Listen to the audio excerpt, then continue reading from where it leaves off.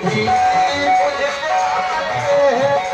दोनों भगवान और दोनों भी तुम्हारे और दोनों भी तुम्हारे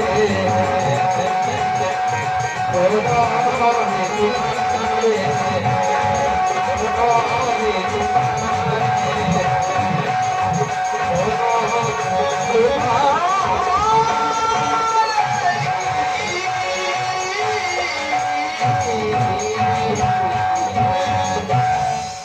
शिवल्य कृष्ण कन्हैया लाल की जय।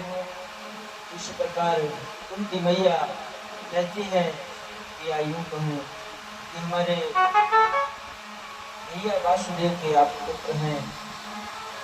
आपने तो हमारी पग पग पर रक्षा किया। स्वयं की माँ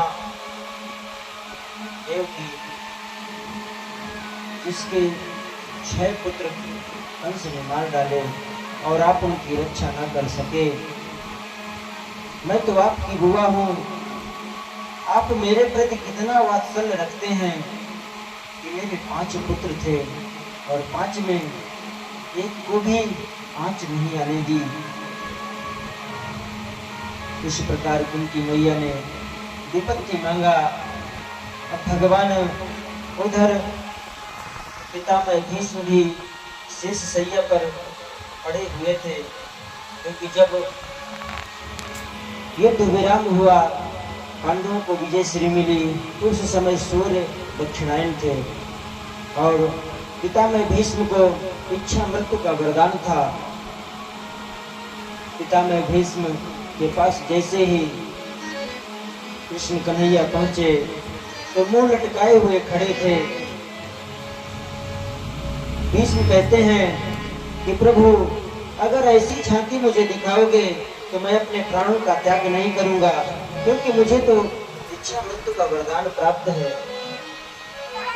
वही झांकी मुझे दिखाओ जो कुरुक्षेत्र में थी।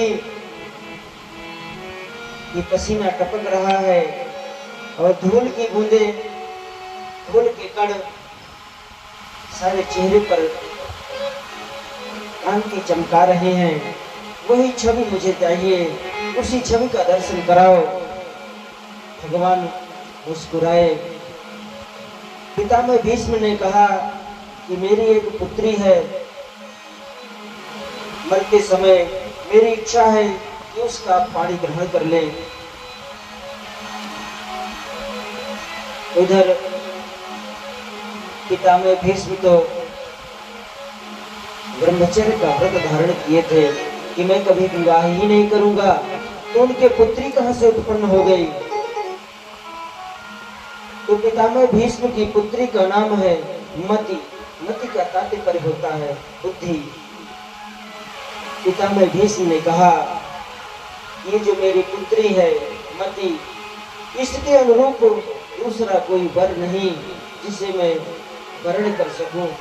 इसके अनुरूप आप ही पति हैं, इसलिए इस मेरी मति के आप पति बन जाइए और मैं अपने प्राणों का त्याग करूं। इतना